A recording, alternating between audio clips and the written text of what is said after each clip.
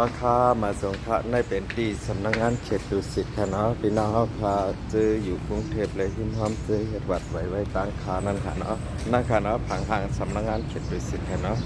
นั่นค่ะเนาะพี่น้องอาคาเจอเหตุวัดไว้ตีค่ะเจอไปเลยยืนวัดสีของนั่นอัน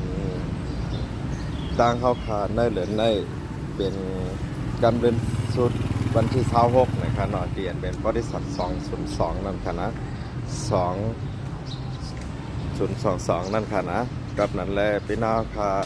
เจอหลายไทยเสมว่าเนาะเจอหลายผู้โสไว้ยินไว้ตั้งเฮาเนี่ยก็เนี่ยกับสึกมามันได้มีกวนปากปลายจ้ะนะคะเนาะพาเขากับเสพานไล่ค่ะเนาะโดยการเพราะว่าป้นนั่นก็ในไว้เหตุการณ์ได้แล้ววัดสีชมพูเต็มไล่ค่ะเนาะก็ใครอะไรพูดอะไรเงี้ยกันพี่น้องค่ะใครยินเฮ็ดวัดใหม่เกาหลีค่ะเนาะใครยินเฮ็ดมัดผมจริงเกาหลีใครยินเฮ็ดพาสปอร์ตเกาหลีในเงี้ยดีครับตอนกูเก่ากูก่อนค่ะในผ่านทางวันที่19ค่ะเนาะเดี๋ยวมีถ่ายแข่งวันที่24 25 26 27เนาะเจออันเป็นบริษัท2022ได้วันที่26กำเนิดสดค่ะเนาะเจอหลายไปไล่ไทยเนี่ยก็เนี่ยยินกับสิทธิ์มาเจอไปเลยจ่ายเงิน600เนี่ยก็เนี่ยยืนจ่ายมาขนาด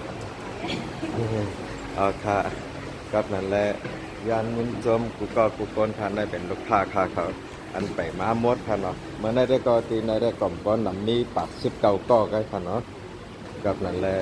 ยันยินจมตีไก่นั่งตีจำกระดาษก้อนดังนำค่ะเนาะคลิปวิดีโอโหในก็เดี๋ยวลงปั่นตั้งเฟซบุ๊กเยี่ยวก็ยูทูบเยี่ยวก็ตั้งติ๊กต็อกหน่อยค่ะเนาะหมายโฟนกับสิบค้าก็หมายโฟนกับสารค้าก็0877325905ยินหลีครับการกูก็กูก้นค่ะยันอยู่ที่ในเซเล่ตึกโซนถึงตีไก่นั่งตีจำกระดาษก้อนตั้งนำค่ะเนาะเดเนพังห้างสำนักงานเขตดุสิตค่ะเนาะเดเนบันทางล่างค่ะเนาะไปด้วยค่ะเนาะ sorry นายค่ะตีผังทางสำนักงานเขตดุสิตค่ะเนาะนายค่ะเดี๋ยวก็ติดในมันเป็นปืนตั้งหลังค่ะเนาะนายค่ะเนาะพี่น้องเขาพอเข้ามาหน่อยเป็นผังทางสำนักงานเขตดุสิตค่ะเนาะ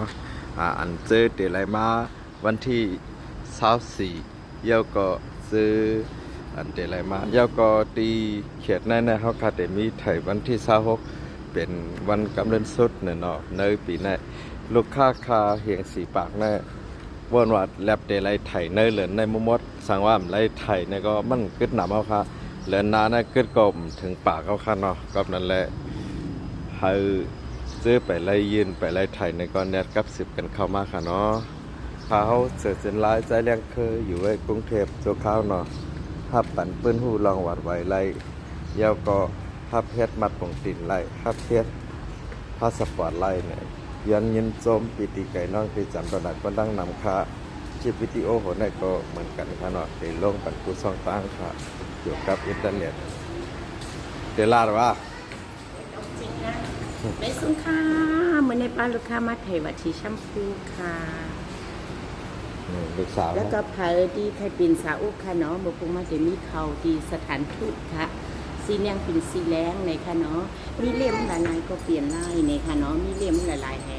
ผีวิสานเขาก็เปลี่ยนลายค่ะเนาะพอไทยปินก็ตั้งมาสีเขียวเป็นสีแดงก็ฮับอยู่ในค่ะเนาะเฮ็ดมันของตินก็ฮับในค่ะเนาะเขาวันค่ะไปให้ชื่อให้ก้นนำให้จองเขาไม่นึงก็สองข้อก็พักเขากำเหนียวในค่ะเนาะโดยดีลูกค้าอะไรไว้เลยตั้งใจในค่ะเนาะบ๊ายบาย